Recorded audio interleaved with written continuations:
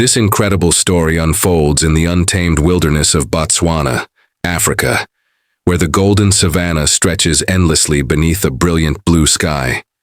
Daniel and his trusted companion, Michael, both passionate conservationists, were navigating the vast terrain in their sturdy off-road vehicle. The steady hum of the engine served as a constant backdrop as they surveyed the land, their sharp eyes trained to spot any irregularities. Though this was a mission they had undertaken many times before, this particular day would be far from ordinary as they traversed the uneven terrain. A faint but peculiar sound pierced the stillness of the afternoon. A low, mournful moan drifted from the direction of the tall, golden grass, swaying gently in the breeze. Michael furrowed his brow. "Did you hear that?" he asked, leaning forward. Daniel, gripping the wheel, nodded. "I did. Let's check it out." They brought the vehicle to a stop. The silence of the savannah became more pronounced as they shut off the engine. Stepping out, the crunch of dry grass beneath their boots was the only sound accompanying them. "It could be an antelope," Michael suggested, his tone cautious but curious. Daniel tilted his head, listening intently. "Maybe, but let's not assume." Carefully, they moved toward the source of the noise, senses on high alert. They knew all too well that danger often lurked in the dense undergrowth, where predators could be hiding, unseen. Still, their curiosity outweighed their caution. As they pushed aside the tall grass, their breath caught in their throats. What lay before them was heartbreaking. 3 tiny lion cubs lay nestled in the undergrowth. At first glance, they seemed peaceful, their golden fur blending into the dry grass. But a closer look revealed the harsh truth. 2 of the cubs were lifeless. Their fragile bodies were cold and still. Only one remained alive, its trembling form pressed against its lifeless siblings. The tiny creature gazed up at Daniel, its wide, tear-filled eyes filled with fear. Its frail body shuddered, desperate for warmth, for comfort, for help. Michael instinctively took a step back. "Daniel," he whispered urgently. "If the mother's nearby—" "I know," Daniel interrupted, his voice low but firm. His gaze remained locked on the surviving cub, his heart breaking for the helpless creature. Something about its pleading, trust-filled stare pulled him. Closer, despite the risks, slowly he knelt down, his movements careful and deliberate. The cub didn't flee, simply stared back, a mix of fear and hope flickering in its weary eyes. "It's okay, little one," Daniel murmured, his voice gentle. "I won't hurt you." Michael watched nervously from a few paces away. "Daniel, this is crazy. If the mother's around, She's not here, Michael," Daniel said, shaking his head. "If she were, we would have seen her by now." He extended his hand slowly, letting the cub sniff him. To his relief, the tiny lion didn't retreat. Instead, it took one unsteady step forward, too weak to move much, yet willing to trust. "What do we do?" Michael asked, resigned. Daniel sighed, his heart heavy. "We can't just leave it here. It doesn't stand a chance." His eyes drifted to the lifeless cubs, a wave of sorrow washing over him. "We owe it to them, to at least try and save this one." Michael hesitated before giving a reluctant nod. "All right," he agreed, "but let's move fast." Together they dug a small grave for the fallen cubs, their movements solemn. As Daniel gently lifted the surviving cub, he felt an unshakable resolve settle within him. "I'm calling you Stella," he whispered, holding the tiny lion close, "because you're the glimmer of hope in all this sadness." The journey back to camp was tense. Stella lay curled in Daniel's lap, her small frame trembling. Back home, Daniel immediately offered her food, a can of sardines, but she turned her head away, too weak or frightened to eat. Concern creased. His brow, without hesitation, he grabbed his phone and dialed. "I have a lion cub," he told the local veterinarian, urgency in his voice. "She's starving and weak. I need help." The vet's response was immediate. "Bring her in." "Right. Away." Daniel didn't think twice. With Michael at the wheel, they raced toward the clinic. Stella held gently but firmly in Daniel's arms. Her shallow breath served as a painful reminder of just how close she was to the brink. "Hang on, Stella," Daniel whispered, his voice thick with emotion. "We're almost there." At the clinic, the veterinary team sprang into action. Stella was placed on a table, her tiny body quickly surrounded by monitors and equipment. The vet, a woman with a kind but no-nonsense demeanor, glanced at Daniel. "The odds aren't great," she admitted, "but we'll do everything we can." As the team worked tirelessly, Daniel paced the room, guilt and anger churning within him. Poaching was rampant in the area. It was likely that Stella's mother had been killed for her hide or teeth, a grim reality he had witnessed far too often. Michael placed a reassuring hand on his shoulder. "This isn't your fault," he said quietly. Daniel nodded, but the weight of responsibility still pressed down on him. "I just hope it's not too late for Stella." Hours passed. Finally, the vet emerged from the back room, exhaustion evident on her face.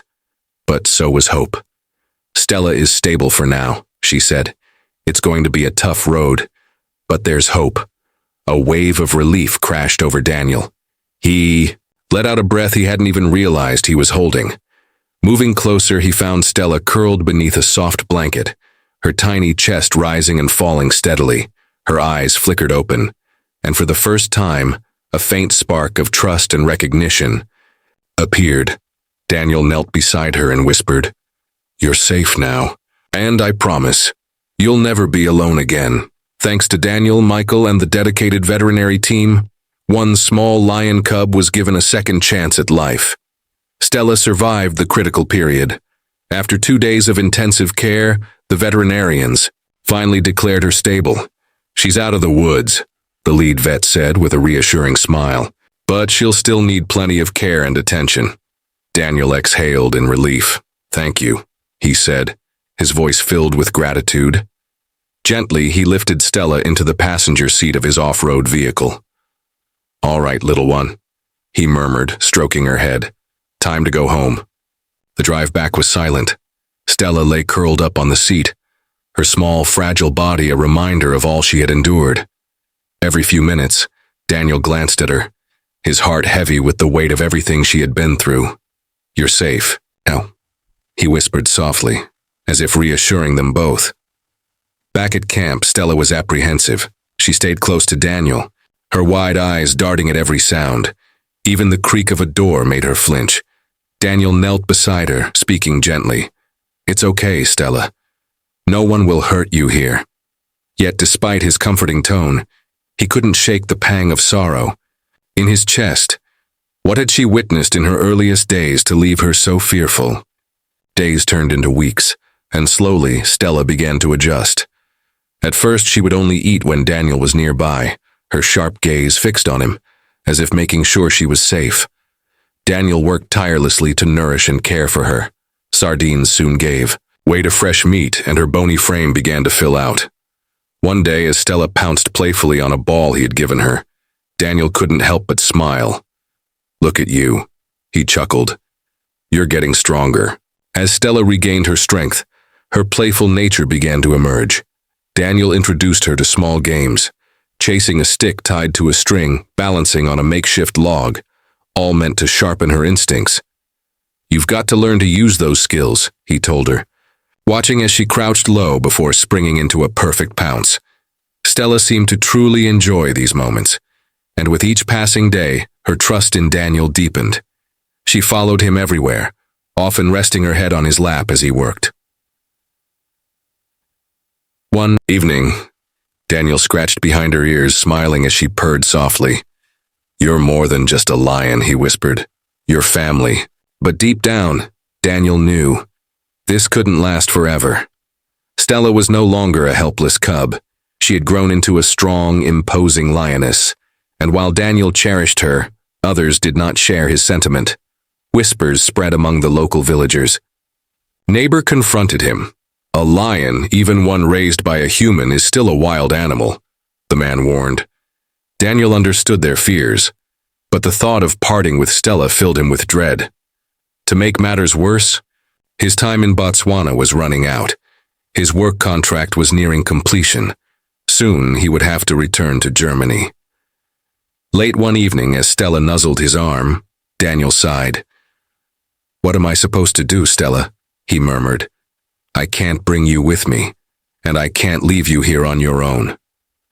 After long and agonizing consideration, Daniel made the hardest decision of his life. He would take Stella to a wildlife sanctuary, a place dedicated to rehabilitating and caring for animals just like her. On the day of their departure, he packed her belongings, a few of her favorite toys, the blanket she always slept on, and loaded her into the vehicle. The drive was quiet. Both of them could feel the weight of the moment. When they arrived, the sanctuary staff greeted them warmly. "She'll be safe here," they assured him. But safety was not what worried Daniel most. As he kneeled beside Stella one last time, his tears finally fell. "I love you, Stella," he whispered, stroking her head. One last time.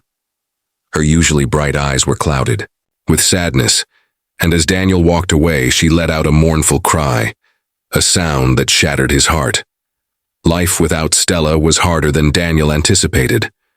Though he threw himself into his work, his thoughts always drifted to her. He called the sanctuary regularly, desperate for updates, but the news was never encouraging. "She's struggling to adapt," a staff member admitted. "She's withdrawn, exhausted. It's like she's lost her spark." A year passed, yet Stella's condition barely improved. Daniel couldn't shake the feeling that he had let her down. Then one day, a phone call shattered him. "Stella's health is declining," the sanctuary director said. "She stopped eating. We're worried she might not make it." Daniel didn't hesitate. He booked a flight to Botswana that very night. By the time he arrived at the sanctuary, exhaustion weighed heavy on him, but determination burned in his eyes. He had come to bring Stella back, to remind her that she was never forgotten, to show her that love never fades, no matter the distance and no matter the time. When Daniel told the staff he wanted to see Stella, they hesitated. "She's not the same cub you raised," one of the handlers cautioned. "She's a full-grown lion now. It could be dangerous." Daniel's jaw tightened. "I don't care," he said resolutely. "I need to see her." Inside Stella's enclosure, the air was thick with tension. The staff stood at a distance, their eyes locked on the lioness who lay motionless in the corner. Her massive body barely stirred. She looked lifeless. Daniel swallowed hard. "Stella," he called softly, his voice trembling. For a moment, nothing happened. Then, slowly, she lifted her head. Their eyes met. The world seemed to stand still. Then, like a dam breaking, she rose to her feet. Her movements were slow at first, deliberate, uncertain.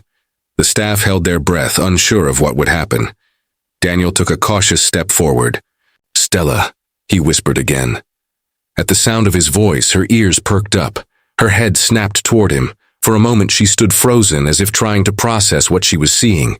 Then, a sudden burst of energy. With a powerful stride, she ran toward the fence.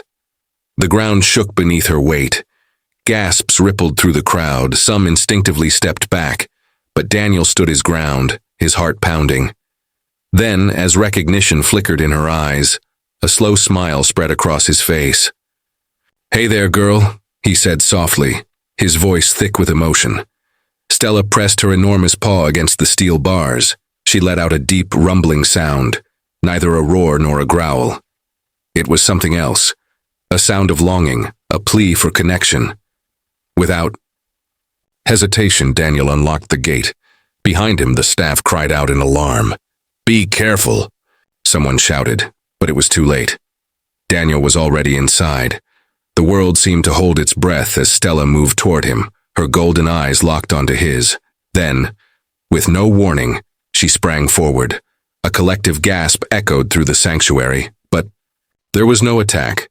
Instead, Stella wrapped her massive paws around him, pulling him into a fierce embrace. She pressed her head against his chest, her deep purring vibrating through his body.